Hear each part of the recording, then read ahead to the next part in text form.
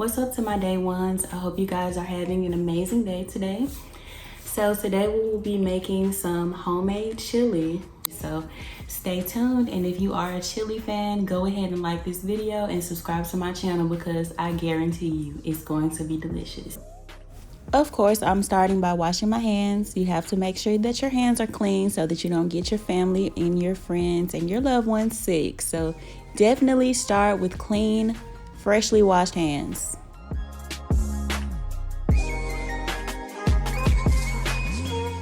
I have a zero tolerance for cutting onions. Me and my husband both hate it. So anytime we can opt into an easier route, we do. So we either buy frozen or freshly chopped onions. And then you also will see me with a red and a green bell pepper.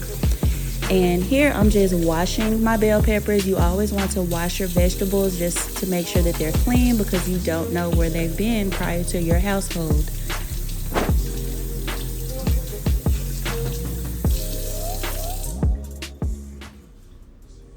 So I wanted to show you guys how to cut bell peppers. This green bell pepper is a little oddly shaped, so it'll be a little harder for me to cut than the red one. I do know that everyone does not use fresh vegetables, or everyone doesn't know how to cook with or cut fresh vegetables. So I just wanted to show you guys who may not be familiar with this an easy way that I do it. You guys saw me cut the top and the bottom off of the bell pepper, and then I just took my knife and I cut around the core of the bell pepper. And now I'm just going to go around and cut the pieces off of the side. And I am not a advanced chopper. I'm really new at cutting fresh vegetables, so this may not be the best job, but this is how I do it in my kitchen. So I'm just wanting to share this knowledge with you guys.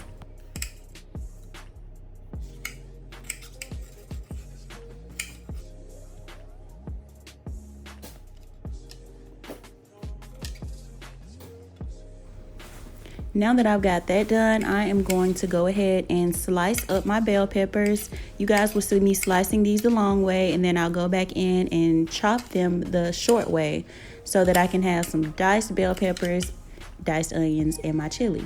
Now, you don't have to do these diced. You can cut these however you want to. I know that some people really like onion and bell pepper, so you may want to leave these slices a little bigger if you want to taste more of the onion and the bell pepper in the chili.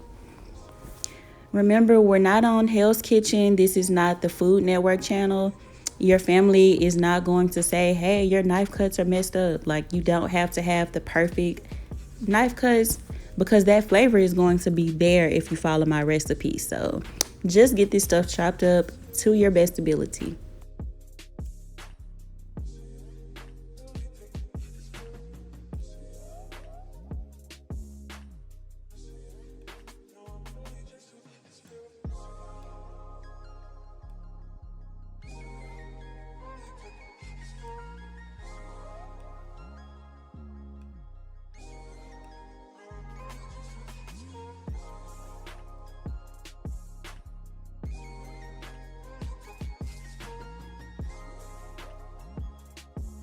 Shout out to my mother for always making sure that my sister and I wash the cans before we open them because you just don't know. So it's better to be safe than sorry.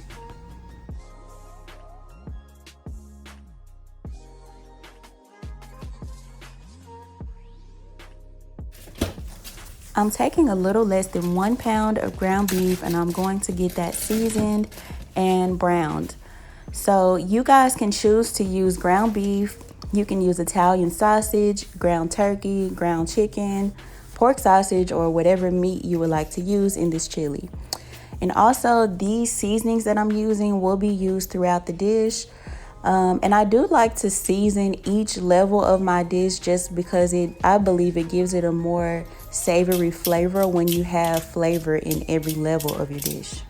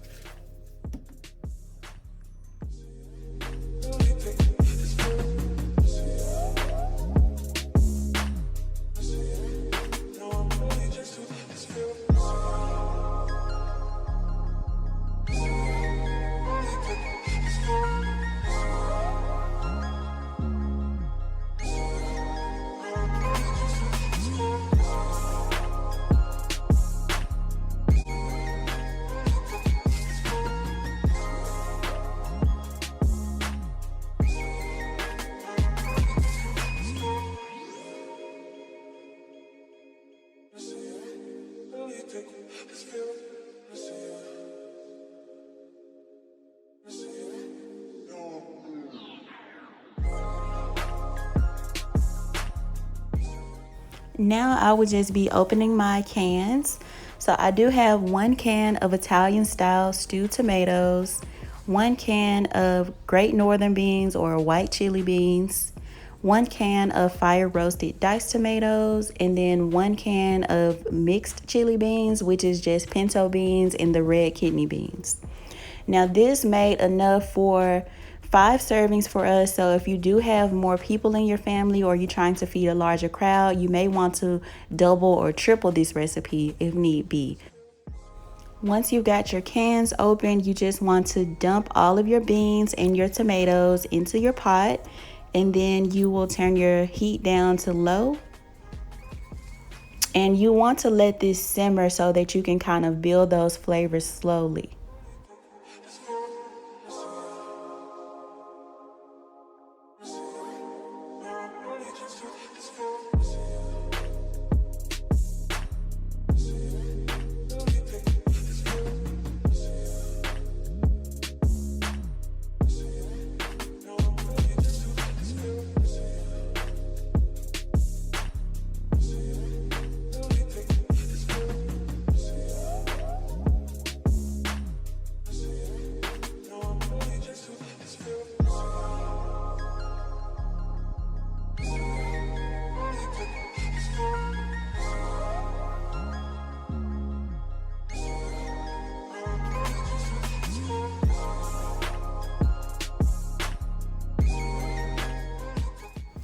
Once you've got all of your tomatoes and beans in your pot, you just want to go ahead and mix all of that together.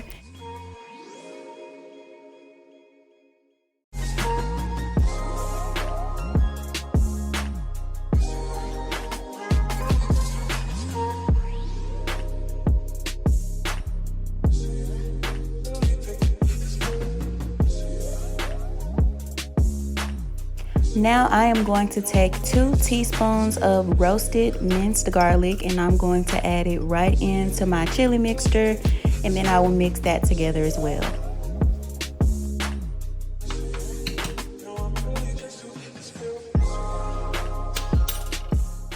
I want to make sure it tastes good so that my chili can be good. So I'm going in with the black pepper, the Cavenders, the accent, and then some chili powder.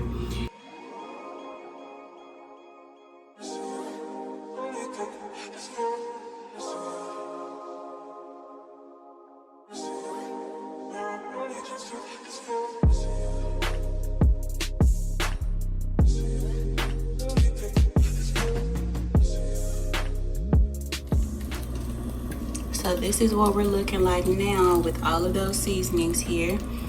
And I always taste this as I go just to make sure that I have built my flavors on each level of this dish. Now I normally would have sauteed my vegetables in the beginning, or I would have cooked the onion and bell pepper mixture with the ground beef, but of course I forgot, so that's what we're doing now. It'll be about 5 minutes before you get a translucent color on your onion and your bell peppers will start to soften. That's all you need, is about 5 minutes on a medium heat, and you can use about 2 tablespoons of butter.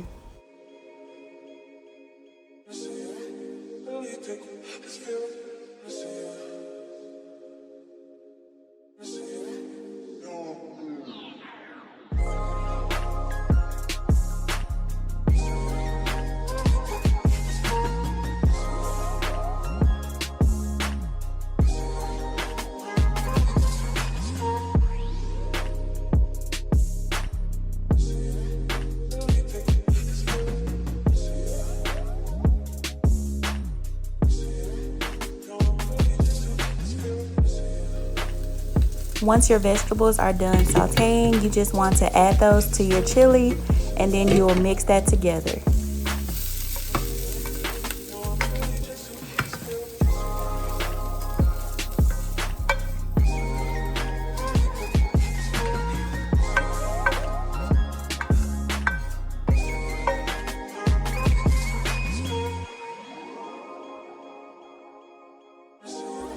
Look at those colors. Doesn't this look delicious?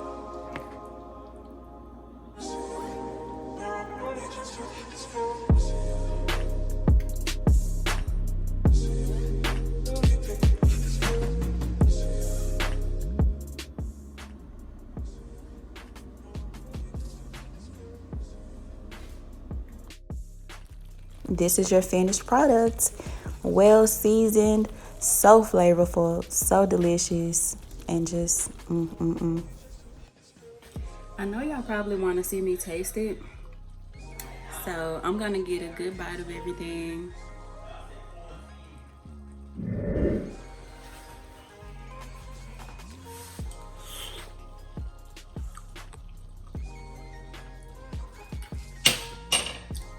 It's perfect. Now you guys know how to make some deliciously perfect, hearty Southern style chili. So if you like this video, go ahead and give me a thumbs up. Turn on the notification bell so that you can be notified the next time I post a video. Subscribe to my channel and also leave me a comment and let me know how you guys think this meal looked. And if you tried it, let me know how it tasted. I hope you guys enjoyed watching this video as much as I enjoyed making it for you guys. So thank you guys again so much, and you guys have a wonderful and blessed day.